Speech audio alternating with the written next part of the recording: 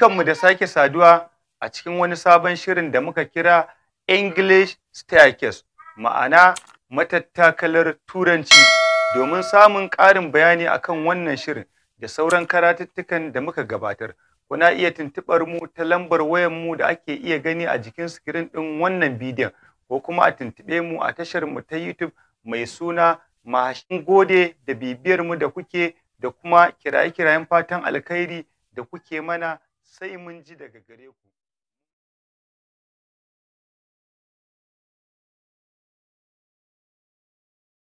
Assalamu alaikum, barkanmu da sake saduwa a ci gaban wannan lesson ɗin da muka kira reading steps, wato matakan koyon karatun Turanci. Kuma wannan shine lesson na 20, lesson 20, wato lesson darasi na 20.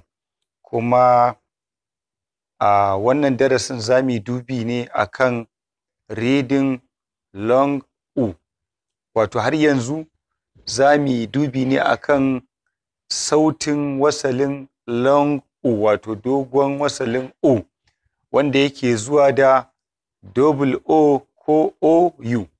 Kuma kamar yadda muka saba za mu fara ne da budewa da homophones na kalmomi daban-daban da suke ɗauke da wannan sautukan. Sannan daga bisani mu duba rukunin kalmomin da suke ɗauke da sautin wasalin long U mai double O ko kuma long U mai OU.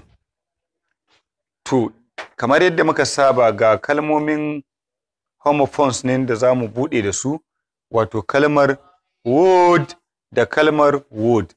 Ba su da bambanci a pronunciation, sai dai suna da bambanci a ma'ana, suna da bambanci a spelling.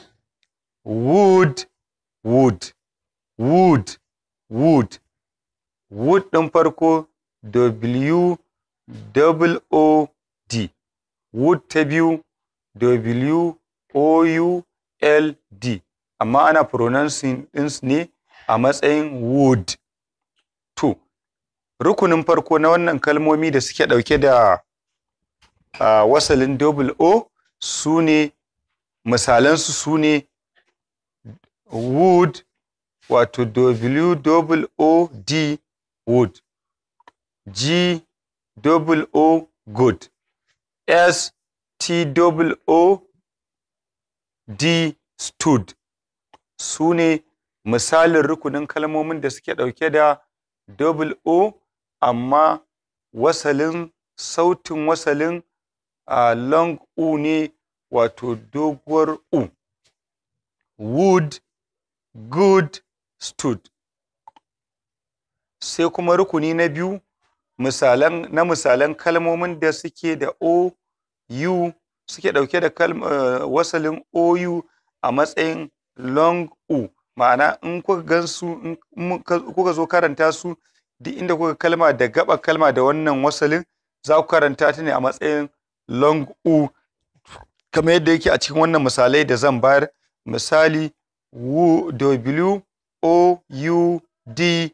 wood. C-O-U-L-D, could. S-H-O-U-L-D, should. Su ne, wato would, could, should. Su ne misalan rukunin kalmomin da suke ɗauke da long U, amma yana zuwa da spelling ɗin wasalin OU. To, kamar yadda muka saba, ga ɗaya daga cikin kalmomin na ɗauka na sanya ta a cikin example domin ya zamanto kun ga yadda ya kamata ku yi, kuma daga bisani sai ku ɗau sauran kalmomin ku yi practicing da su, ku haɗa jimloli, ku yi recording, ku rubuta, ku ɗau hoton rubutun ku turo a haɗe da murya domin mu duba muku, mu dawo muku da amsarsu. Misalin wannan shine, this car is made of wood. This car is made of wood. Wannan motar an yi ta ne da katako. This car is made of wood. Wannan motar an yi ta ne da katako. saboda haka a matakin practice da rest wato ku yi practicing, wato ku yi gwaji da sauran kalmomin da muka kawo a cikin wannan lesson din, sai ku ɗauka kamar yadda na faɗa, ku gwada ku gani. Idan ba ku manta ba, an ce da koyo akan gwada, idan baka gwada ba ba za ka gane ka iya ko baka iya ba. Da fatan shi ma kun fahimci wannan darasin, sai a darasi na gaba nake fatan Allah ya sada mu da alkhairi. Someone there to be declaring me and often in me. Someone there to feel jealousy when you look at me. Someone that will be glad in her and often in her. Someone that will feel jealousy when you look at her. Hey! Na yi gargaɗinku matasa ku ji ni, za ku ƙaru za ku samu fa'idar bayani. Kargiyar ƙuruciya ta tunkuɗa ku rami, kare kanku kare zuriyar ku kan nizami. Rayuwar ku na da fa'ida ku ba ta kima, kanjamau tana fakon ku kar ku ba ta dama. Kar ku hau ku nama, kanjamau zalama, mai kira na dama. Yanzu ne kuke da dama kan ku je kiyama, da kai za a dama, babu kai ba a rama. Rayuwa tana da kima.